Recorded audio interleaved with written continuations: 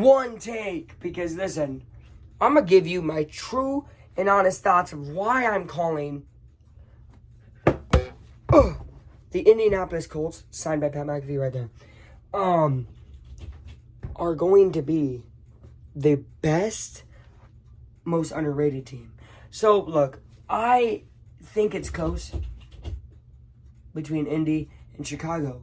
I think the Bears have a very good roster, and I think they're getting very, very underrated. But the Colts went one game away from missing the playoffs with a backup quarterback and a running back who held out for the first half of the year, who ended up with almost a 200-yard rushing game against the Texans in the final week. So, let's lay that out again, but instead starting the year. So now starting the year, you got a quarterback who's coming back from injury, and he's ready to prove a lot of people wrong. He's staying quiet, he's staying humble, because he's not really the guy to talk. He is not going to be running, I don't think, the first whatever weeks.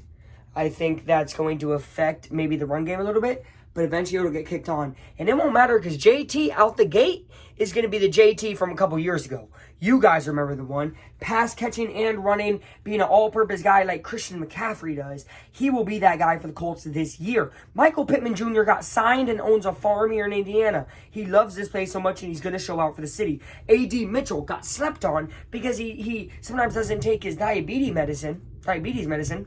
And people think he has character issues. Colts said, we don't care. He's going to be good. And he is. He's motivated. You got Alec Pierce who's motivated to maybe start catching a long ball. And I think he will. And then you have the most underrated guy on the Colts, Josh Downs, who Reggie Wayne should be Hall of Fame, wide receiver for the Colts, has spoken amazing things about. And you remember the last guy he spoke great things about? T.Y. Hilton.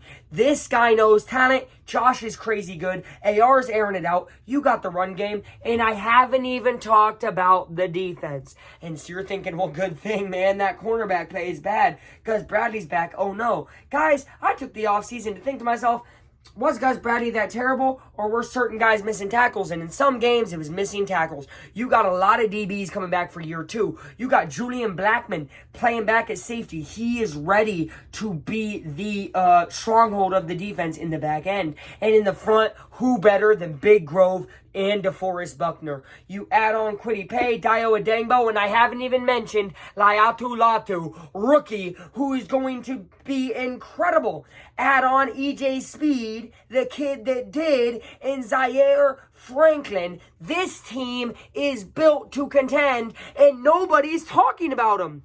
Now you're thinking to yourself, Luke, you say this every year about the Colts. What makes it so different this year? What makes it different is coaching consistencies. You bring back Gus, people think that's bad, but you bring back consistency. This is another year in Gus's system for all the defensive players. And now for the offensive players, they know Shane's play calling. It is going to be a beautiful marriage of great defense and great offense. And I think that the schedule fares very well for the Colts, especially later in the season. It gets really easy towards the end of the season. So if they just grit and grind, especially if they win week one. If the Texans let the Colts win week one, pencil us in the playoffs right freaking there, because the Colts haven't won week one since I tried guacamole for the first time when I was 11. That's 9 years ago. 9 years ago. Wait a minute. That's wrong. Add 3 more years. 12 years ago. We don't win week one. But if you beat Texans week one, the people who are picked and talked about all the time, CJ Stroud. Watch out, Indy's coming, and you have not beaten Anthony Richardson yet.